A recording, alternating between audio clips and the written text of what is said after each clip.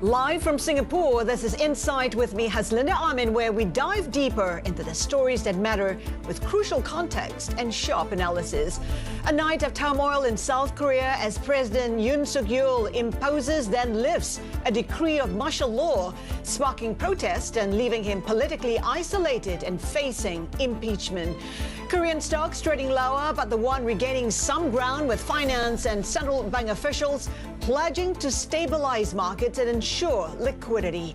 The upheaval comes with fresh Trump tariffs on the horizon and North Korea joining forces with Russia. We'll sort through the global fallout with former Trade Minister Han-Koo. Also coming up, the outlook for Vietnam's growth ambitions with the COO of industrial and logistics real estate provider BW Industrial Plus. We're making some time for fun and games as Sony's PlayStation turns 30. A look at the serious business of gaming and its future with NYU's Dreunen.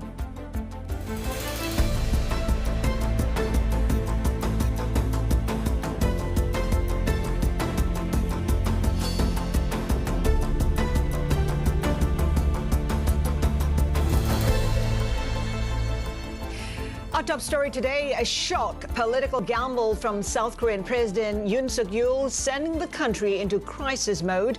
Yoon declared martial law for the first time in 40 years, only to reverse that hours later in the face of intense backlash. The move stunned everyone, including his own party members, while jolting markets. For the latest, Bloomberg Sohee Kim joins us from Seoul. Sohee, talk about turmoil. Is the president set to face impeachment now? Right. We just got the announcement from the main opposition Democratic Party that they will pursue charges of treason and impeachment against President Yoon Suk Yeol, and as well as Defense Minister and Safety Minister for declaring illegal martial law. So according to TV reports last night, the Defense Minister of South Korea proposed the idea of declaring the martial law. So it's unclear how they will react this darkest hour, but we will see the parliament will propose a motion for the impeachment of President Yoon. And once the motion is officially proposed, the National Assembly to vote after 24 hours and within 72 hours. And the duty of president will be suspended once 200 members out of 300-member parliament vote for the impeachment bill. And the National Assembly will formally ask the Constitutional Court to uphold the decision, and it will take for weeks, I believe. Sohee, most of us got up to a different Korea. Most of us are also wondering, how did this happen? What was his rationale? So it's unclear. So we really need to wait what the motivation were behind this very shocking decision from the president. And I believe the motivation was, I think he was gambling to make a breakthrough because he was beleaguered by a couple of issues. He was facing the poorest approval rating, it was around 17 to 19%, and the opposition lawmakers were calling for a special investigation over the first lady over corruption allegations, and the government's budget proposal was in deadlock situation. So he wanted to turn around the situation quickly, but he faced this crisis. And what have the Korean authorities done to stabilize things? We're seeing some stabilization already in the Korean won, for instance. Right. So the Bank of Korea governor and officials had a briefing with the media after their extraordinary board meeting this morning. So they constantly underscore that the volatility has been stabilized compared to what happened overnight. But they are fully committed to stabilize the situation and increase short-term liquidity supply through repurchasing operations. So they are preparing to inject some money once the situation is changing badly. But for now, they told the reporters that the situation is pretty stabilized. Bloomberg, So-hee Kim in Seoul, thank you so much for that latest update on developments in Korea. Now, amid the political uncertainty, the Korean won has recovered some of its overnight losses, but stocks are still under pressure. Avril Hong is here to take us through the market reaction. Avril. Yeah, Has, let me talk you through how things unfolded, because once we heard the shock announcement, what really got hard hit was the Korean won as well as stock futures, and the won actually traveled to 1444 levels we haven't seen against the greenback since 2009. Financial authorities were really quick with comments stepping in saying that they would provide unlimited liquidity if needed, so that helped to stabilize things a little. We of course heard about the emergency meeting earlier this morning, and the sense you get is they're doing everything they can to calm market jitters, whether it's in the form of this team that's going to be monitoring the markets or the provision of FX liquidity. So in terms of what we're seeing in the Korean won, a bit of that recovery, but stocks still really under pressure. Don't forget, they opened about 2% down on the Kospi, on the Kosdaq. And if you look at overnight implied volatility, it's jumped to levels we haven't seen since the US election. So clearly more needs to be done to calm investors' nerves. Flip the board, because among the stocks that are falling today are the nuclear energy related ones, and I wanted to talk you through them because don't forget, President Yoon had that as part of his key agenda. The ones that are jumping, some of them by 30%, are those tied to the leader of the main opposition party, the Democratic Party, Lee Jae-myung. Some of these stocks are seen as related to or having links to some of his previous works, his hometown, Ilsung Construction, jumping 30%. Has. Now, Avril, what are analysts saying about the longer-term implications? Yeah, I think given how we've seen the markets kind of resume their slide despite efforts by authorities to calm nerves, it really foreshadows this lasting damage because of the political turmoil. Still, we have the likes of Citi saying that we could see the negative impact short-lived because of these pledges of unlimited liquidity. But you heard from Carlyle, you spoke to them earlier today, and they talked about how they don't see this political issue going away anytime soon, and they think this actually accentuates the so-called Korea discount. We have our very own Bloomberg Intelligence saying this puts the Value Up program, which is of course key agenda from the current government, on the back burner of sorts. Flip the board again. I wanted to talk you through South Korea's stock market performance this year because they are among the worst performing in the region. And Bloomberg Intelligence thinks that the political turmoil could actually extend the stock market outflows, which have already crossed $14 billion in the past 4 months. And you think about how this is a really tricky time for South Korea, not just because tech earnings recently have disappointed, but also after tepid growth, the BOK's surprise rate cut last week in anticipation of Trump and his tariffs. Certainly, its position in global supply chains is going to keep us watching developments out of South Korea very closely, Has.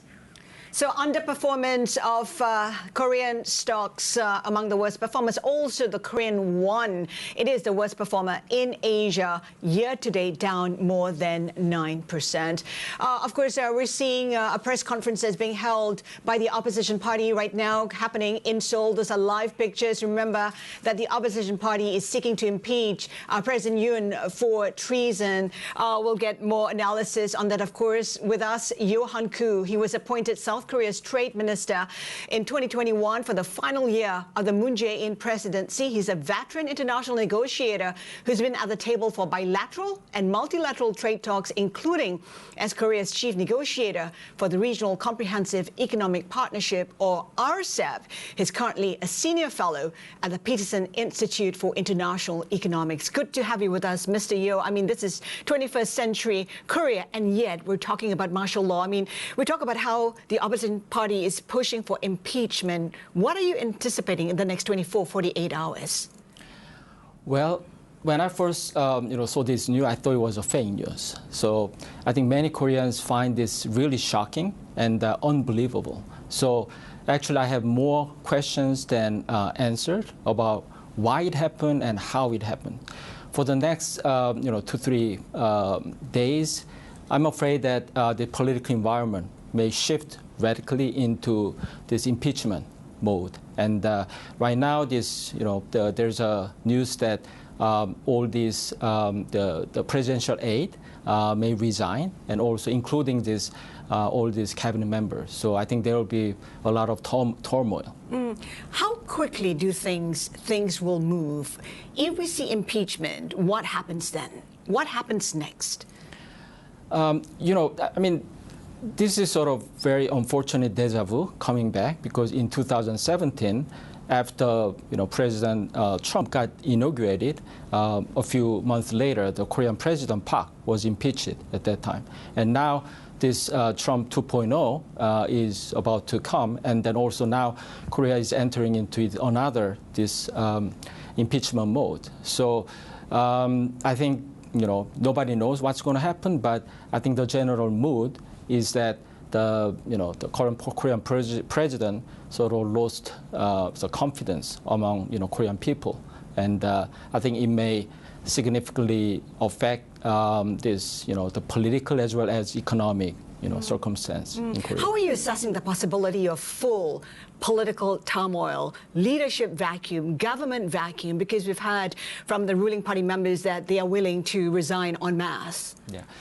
I think this morning, for example, finance ministers and try to kind of hold the emergency meeting among the key economy ministers, and so looks like a bit of kind of reassuring to see that there's this kind of movement to kind of bring the normality into the current situation, but obviously things will slow down. I mean, a lot of these domestic reform measures are in progress, but I think we may expect that they may sort of paralyze for some time until this political environment gets settled in again. The thing is, things were already slowing down. The question is really whether things in Korea will come to a standstill. We have the labor union striking. We have already the Korean railway workers planning a strike on Thursday. It does seem like the whole economy, the whole country will come to a standstill. How are you assessing that risk? Yeah. I think it will significantly slow down, but I think mainly this private sector. I mean, the exporters and investors, they just just do their kind of usual businesses. So yes, I see kind of the paralysis and a lot of kind of stalemate, but I think on the other hand, some of the private sector, this supply chain related activities, they may just continue. Do you think there are enough tools in a toolkit of the BOK as well as the government to perhaps reverse the lack of confidence in Korea? Yeah.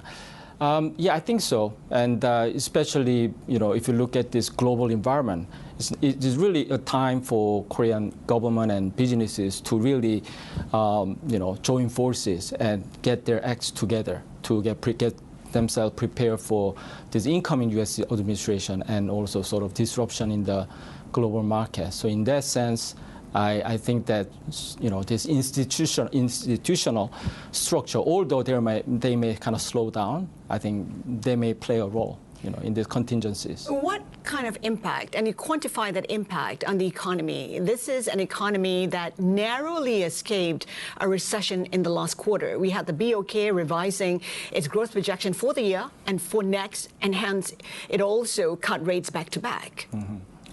What I'm worried about is sort of this manufacturing sector. These days, it faces a lot of kind of headwind.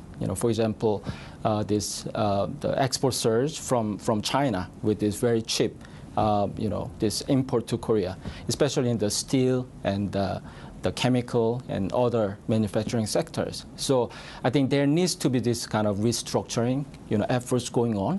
to kind of regain competitiveness, and especially in preparation for the U.S. administration. But because of this political, very uncertainty, I'm afraid that may sort of kind of slow down.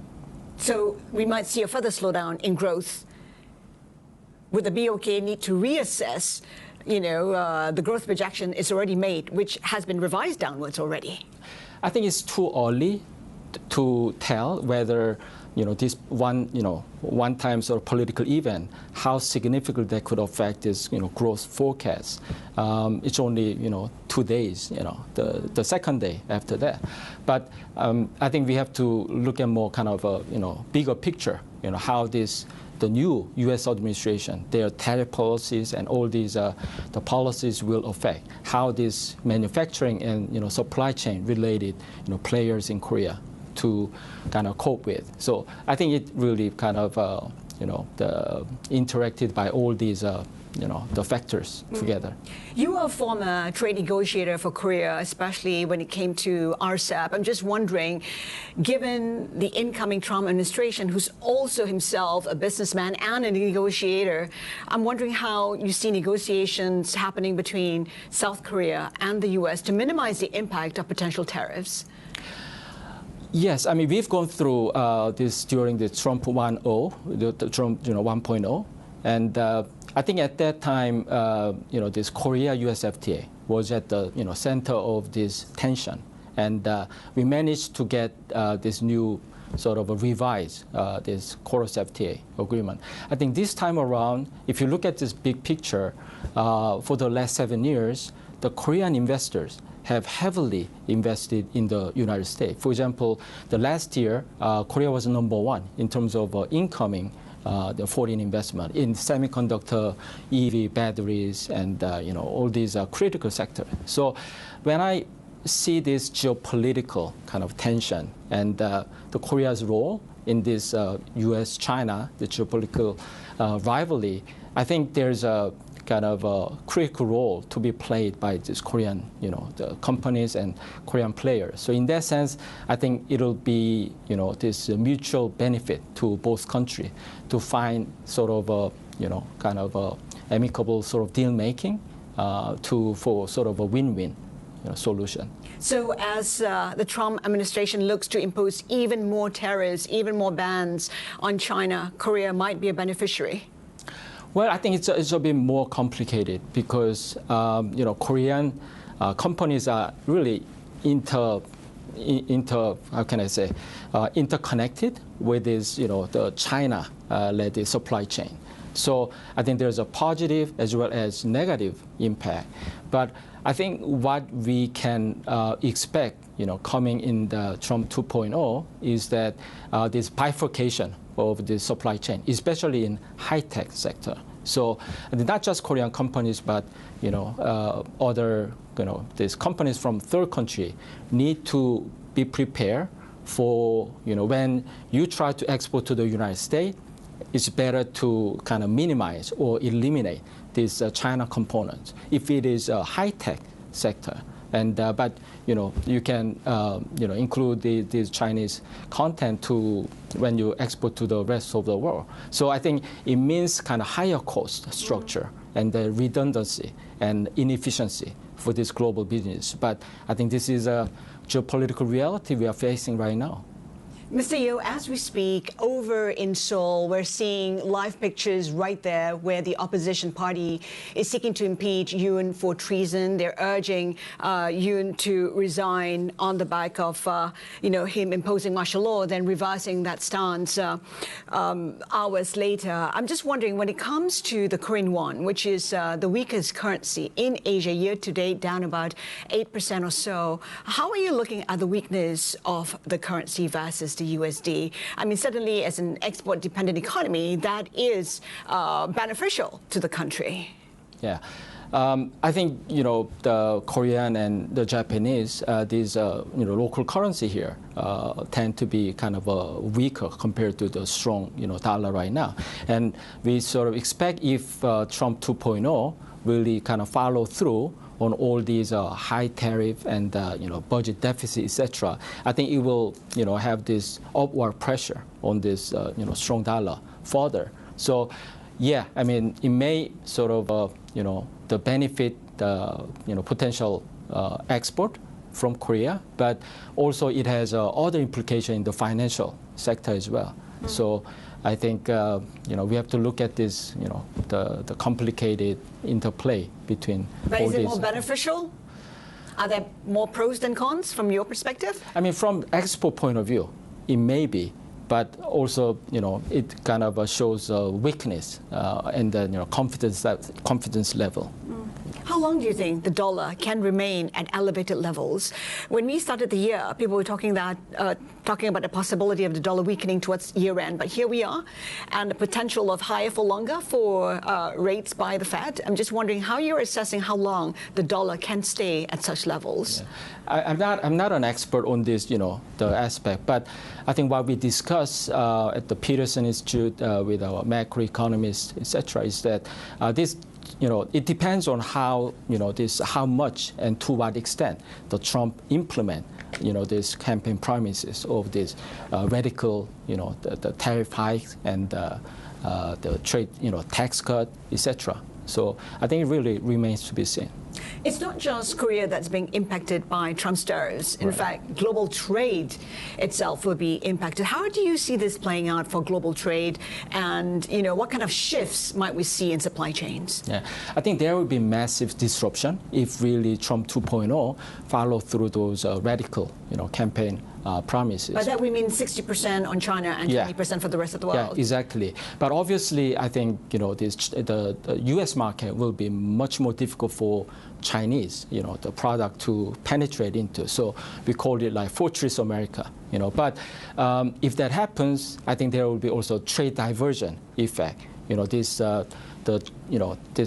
this excess capacity from China will, that the export will be diverted to European Union, Korea, Japan, Southeast Asia, etc. So I think we may see more serious kind of these overcapacity issues disrupting this global market, during this Trump 2.0. We saw that some Asian economies, including those in Southeast Asia, benefited from the China Plus One policy. Do you see the same thing happening in the next 4 years, given what Trump is planning to do? Yeah, I think it's a very possible scenario because in light of this intensifying the U.S.-China rivalry, and many global companies try to relocate or diversify or de-risk from their heavier reliance on Chinese market, previously. So in that process, they are looking for alternative market. No market can replace, China, but at least they can find China plus one or two. So in that sense, Singapore, Malaysia, and Indonesia, all these, Southeast Asian market really could emerge as a sort of a new niche opportunities during the disruption of the Trump 2.0. What's really disrupting the world is geopolitics, and I'm wondering how you see that impacting demand in general. When you take a look at the consumption story, that is weakening. A lot of Asia is looking at that. We're seeing that happening in China, in India, in parts of Southeast Asia. Do you see consumption being impacted further by all these geopolitical risks that we're seeing right now? Yes, I think this overall, this geopolitical tension really dampen, confidence level of investors and the consumers around the world. And as I said, I mean, the best case scenario is the integrated world. But now we see more and more bifurcation and, securitization of economic issues. So I think that could really slow down the growth of, possible consumption and the global trade and investment across the border. And in terms of debt, when you take a look at the bond market, for instance, bond traders are increasingly getting anxious about the debt levels throughout the world. Is that an issue that you see playing out in the coming year? Yeah, again, I'm not a macroeconomist, but obviously in the U.S. this unsustainable level of debt and kind of expected this extension of the tax cut expiring to 2025, I think that could really also have the big impact on this bond market globally. Mr. Yeol, as we look towards 2025, what do you see as the biggest risk for the world, and what are you most hopeful about? I think this, this global trading order. For the last 70 years, we have really relied on this multilateral rule-based international order.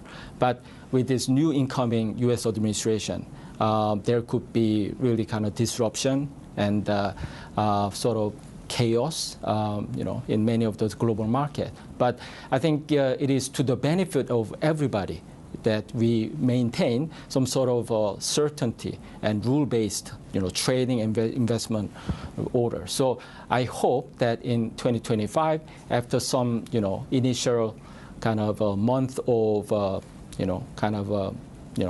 the uncertainty and chaos, I hope that we could find a new equilibrium as soon as possible. The thing is, Trump does not like multilateral arrangements. Do you see an undoing of those multilateral trade arrangements, for instance?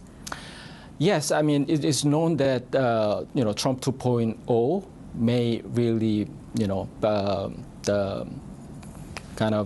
try to stay away from this WTO and multilateral trading rule.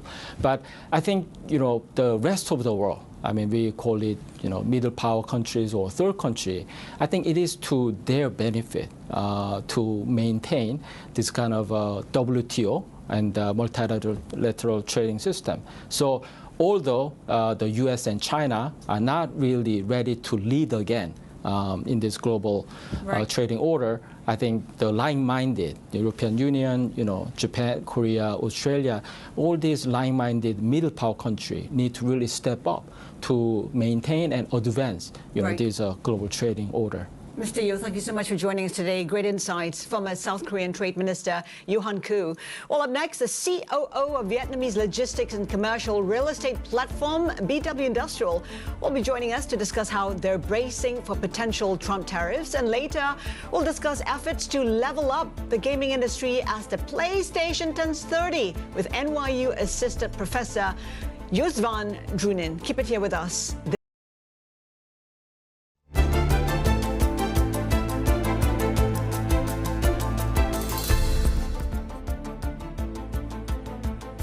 Welcome back. You're watching Inside. Our ASEAN Ahead segment this week focuses on Vietnam. The Prime Minister says the country is aiming for economic growth of about 8% next year, which is significantly higher than the Parliament's goal of up to 7%. Pham Minh Chinh says his government will prioritize growth while controlling inflation and ensuring the budget deficit and public debt are within reasonable limits. NYU finance professor Aswanth Damodaran says he's also seeing opportunities in Vietnam. He told us yesterday that the country could benefit from the deepening trade rift between the U.S. and China. If you think China is going to be targeted, markets like Vietnam will be beneficiaries because you got to move stuff somewhere. You can't, much of the stuff can't be moved back to the U.S. It's not economically viable. So the China plus one. In a strange way, companies that keep their head down might benefit from a U.S.-China war, might be the markets you want to go into. Our next guest runs a leading Vietnamese logistics and industrial real estate platform which manages assets worth some $3 billion. Let's bring in Fion, Chief Operating Officer of BW Industrial. Fion, good to have you with us. Speaking of the outlook for Vietnam's economy, how optimistic are you? Some talking about 7-8% growth. Yeah, I think we are still very positive on next year's growth. If you look at how the actual FDI inflow this year, it's on track to hit the third straight year of record FDI inflows. And then based on the latest data, is hitting a 8.8% up from last year. Exports so far is maintaining its double-digit growth. As of October, it's about 14.9%. And with 2024 being one of the strongest, looking to close closer to high teens since 2021. So based on the leasing inquiries we are receiving on the ground, we are also very positive that for the industrial real estate sector in particular, it's going to be a good year next year.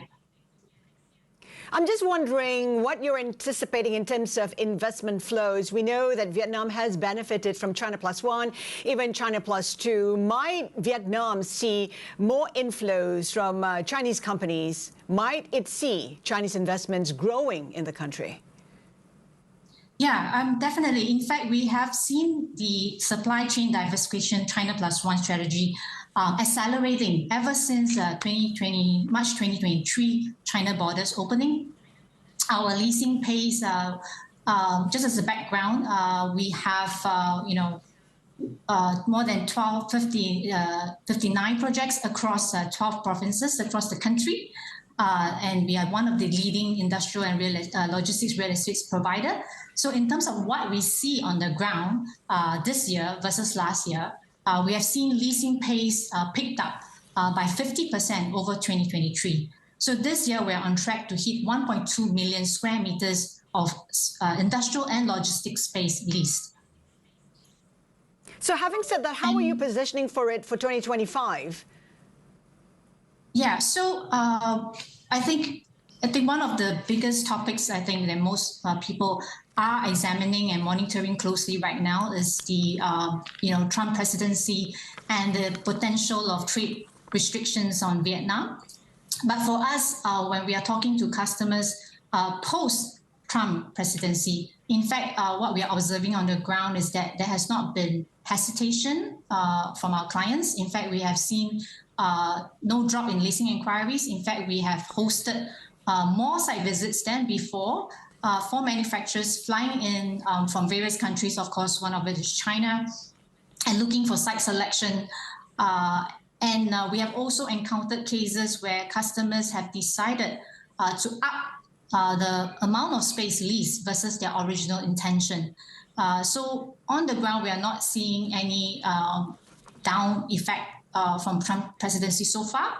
And we think that going forward for 2025, we think that the risk, of course, the exact risk in terms of the impact of potential trade restrictions will really depend on the specific scope and extent of trade restrictions, because if it's just potentially only sector or industry specific, then we think that the extent of impact on Vietnam will be mitigated. Fion, for BW Industrial, it's not just about leasing, it's also about industrial real estate. I'm just wondering whether you think the pace of growth you're seeing so far can be sustained throughout 2025. Yeah, so we are very positive about the impact, because even post-presidency, as I mentioned, we are seeing the continued growth. So next year, we are not slowing down our investment. In fact, we are maintaining our pace of constructing, launching new construction starts of 1 million a year. And this year, we're already on track for 1 million, more than 1 million. And next year, we'll continue to target for 1 million square meters as well in terms of leasing. So I think overall, the outlook for in industrial leasing is looking good in the next year. Fion, could you update us on IPO plans? It was first brought up back in, I think, 2002, and people were talking about a listing within 2 years. I mean, what's the latest on that? I think that's definitely one of the potential options in the future that we are continuing to pursue. In fact, last year, we have just closed more than $400 million in a fundraising round anchored by the ESR Group and other institutional investors. So in terms of funding, we are definitely well equipped for the growth ahead. So the immediate priority is really to execute our growth strategy to meet customer demand. For the next year, we will be hyper-focused on execution in terms of getting our construction starts, our completions, as well as leasing to meet the stabilized occupancies for the newly launched projects. And in terms of fundraising... So no IPO plans anytime soon? Not immediate, but it's definitely on track.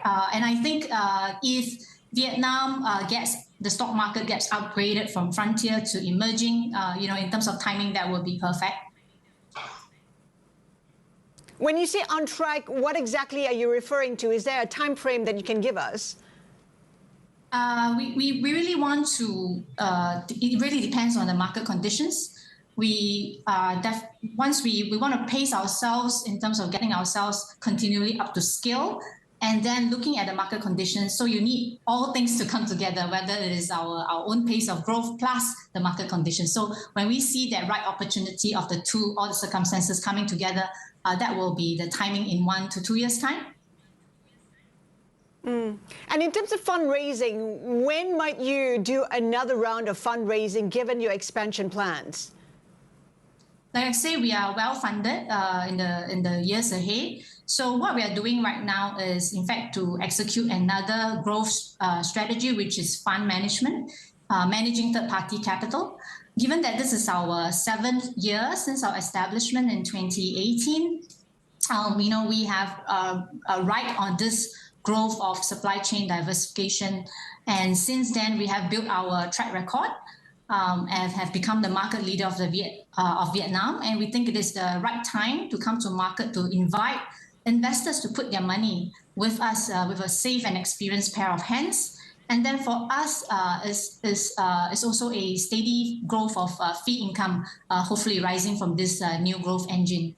So in short, I don't think we are going to be short of funds in the near future. Fion, before we let you go, what's the biggest risk for BW Industrial in 2025? Could it be higher for longer? Could it be, the uncertainty of Trump tariffs? What might that be? I think that Vietnam economy will continue to be resistant. Even for Typhoon Yagi, in September, the economy has, continued to plug on.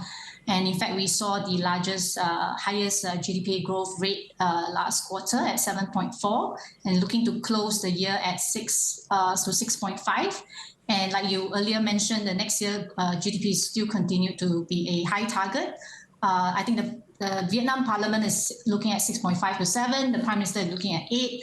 So overall, we think the risk can be mitigated, and we are not slowing down our investment and development pace for that. Fion Ang, COO of BW Industrial, optimistic about the outlook for Vietnam. Thank you so much for joining us today. Up next, we'll get insights on the gaming industry from NYU adjunct assistant professor Joost van Dreunen. That's as Sony's trailblazing PlayStation marks its 30th birthday. Keep it here with us. This is Bloomberg.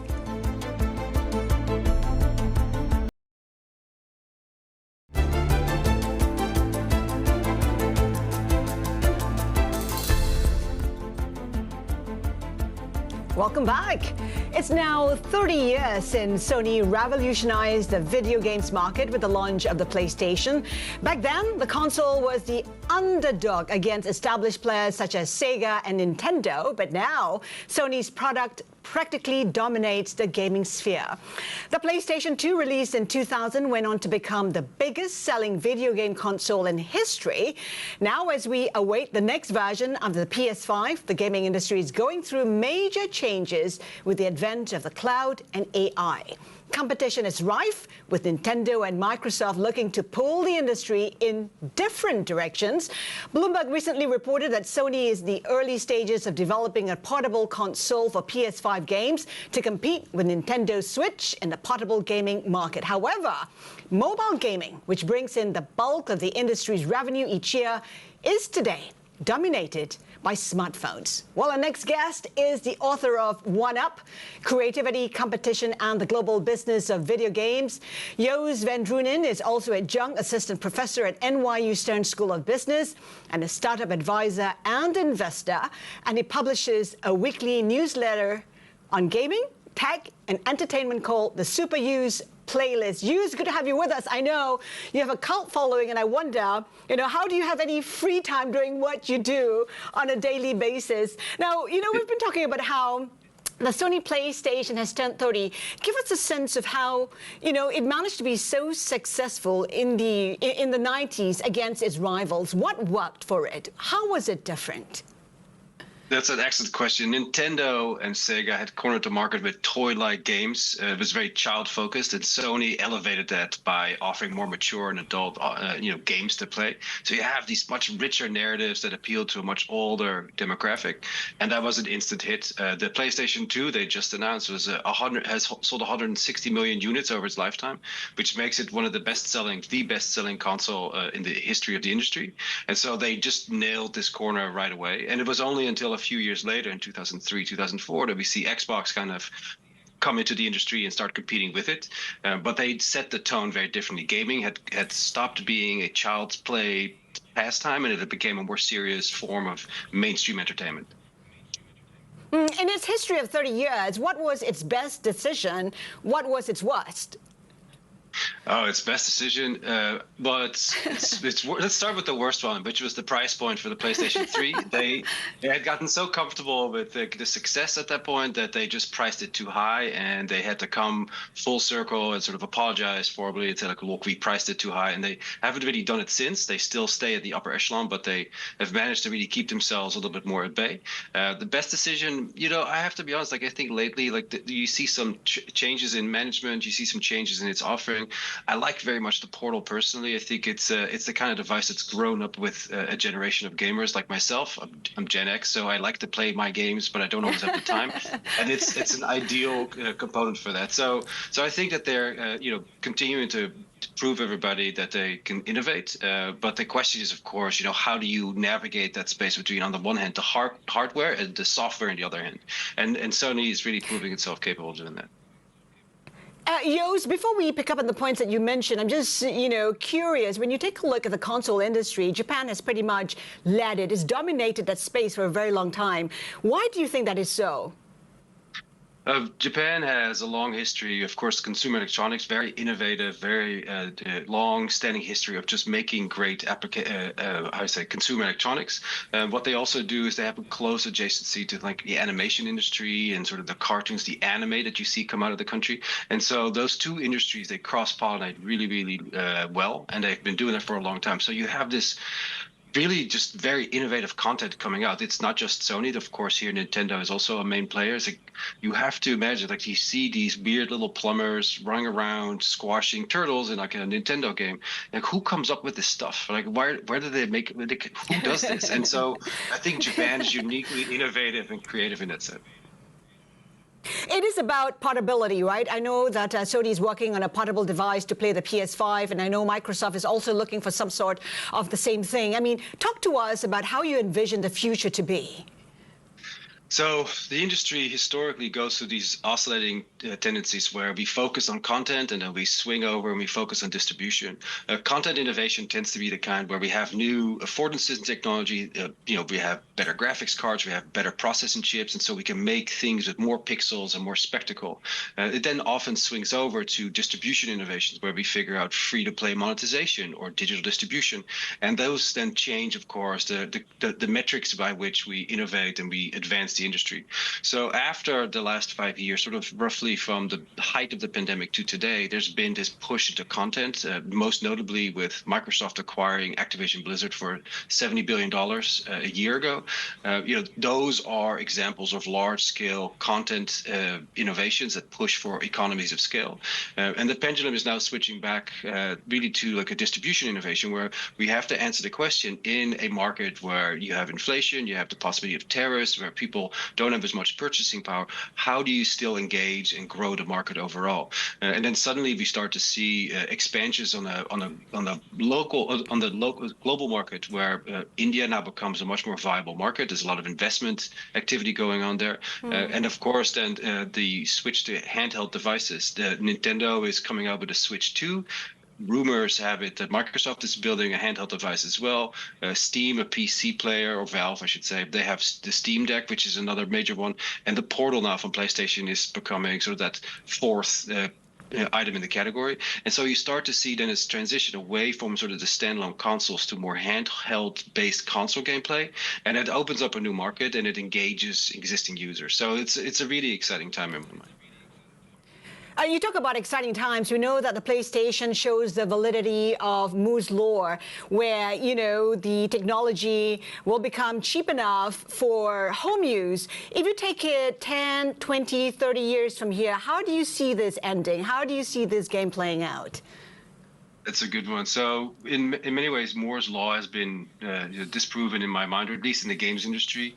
Nintendo had incredible success with the Wii, and that wasn't because the Nintendo was the best, the fastest, the most impressive piece of hardware. It was because the games were the most fun. They were the most accessible. I remember playing tennis with my mother-in-law and just getting beaten round after round, and it's just like a very new experience for someone like me.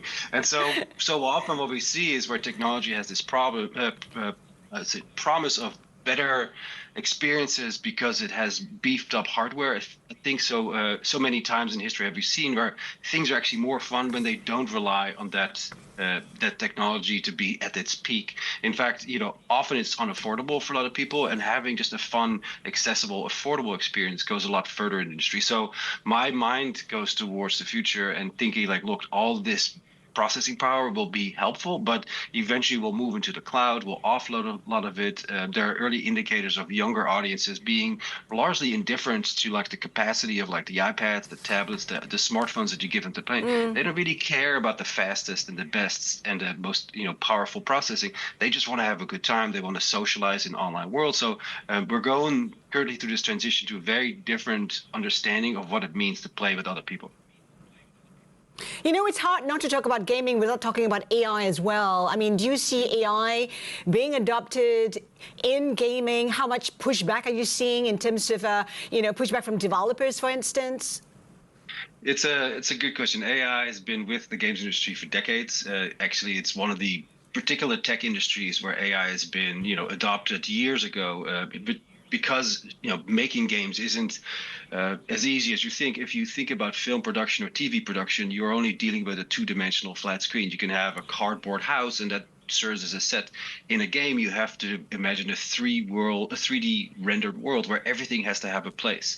And so in that universe, things like AI are incredibly helpful in helping you figure out the bugs, helping you render textures, helping you make optimized calculations in whatever it is that's going on in these immersive environments. And so that alone has allowed generative AI sort of to be part and parcel of the game's experience.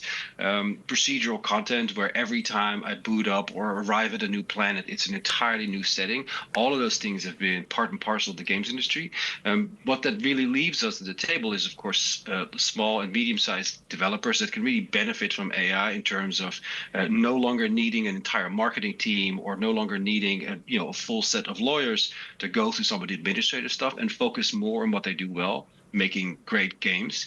And I believe that on the higher end, that the large studios will initially use AI to, of course, entertain their customers, but also look for efficiencies in their overall organization. Particularly in the last 2 years, where you see record layoffs in the games industry, a lot of emphasis goes towards making the production process, which is very tedious and very risky and very expensive. It takes years, for instance, to use AI as a way to accelerate and really optimize that process. So in the short term, I'm moderately excited about it. What I'm really looking for on the longer horizon is like, what are the use cases that AI afford us, and in terms of making interactive experiences that we haven't seen before.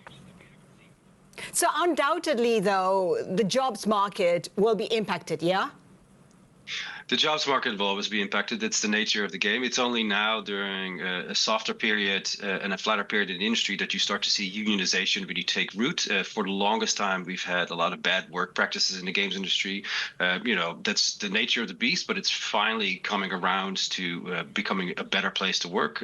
More recognition, more equity, and so on. At the same time, of course, the technology will always be a driving force. So much of Microsoft and Sony's narrative has been, let's build better things that allow us to have 4K experiences. And when it comes to efficiencies and just the workload that comes in the end, you still need very senior, experienced developers that know how to manage all these things. Making games isn't just a simple writing of a song. It's writing an opera, having all these different components work together at the same time. And that, I think, over time is going to never be really replaced by, it's a form of art, a very highbrow form of art, if I'm really honest about it, that can't be easily replaced by a large language model that just kind of guesses the best next thing to say. Joost, before we go, just one final question. What's your favorite game? I'm not a gamer, so if I want to start, what should I start with? Depending on if you have kids, but in your case, I would say play something mobile, like a Candy Crush or something in that order. But if you have children at home, I just finished playing It Takes Two, and it's a sort of collaborative gameplay. It's a lot of fun. You have a good time. It's very casual and lean back. So those are some examples I would give you for this holiday season, for instance. Joost, thank you so much for joining us today. It's been a pleasure. Joost van Dreunen of NYU Stern School of Business. Now, before we go, let's take a quick look at how Bitcoin and Ether are doing. Cryptocurrency saw a few gains today, with most digital assets in the red, including Bitcoin. And we've been tracking, of course, developments in South Korea. We know that Korea is a market where a lot of the retail investors are plowed into that crypto space. Now, taking a look where we are in terms of Bitcoin, 95,848. It was inching ever so closely to that 100,000 level, but not today. It is down 0.3%.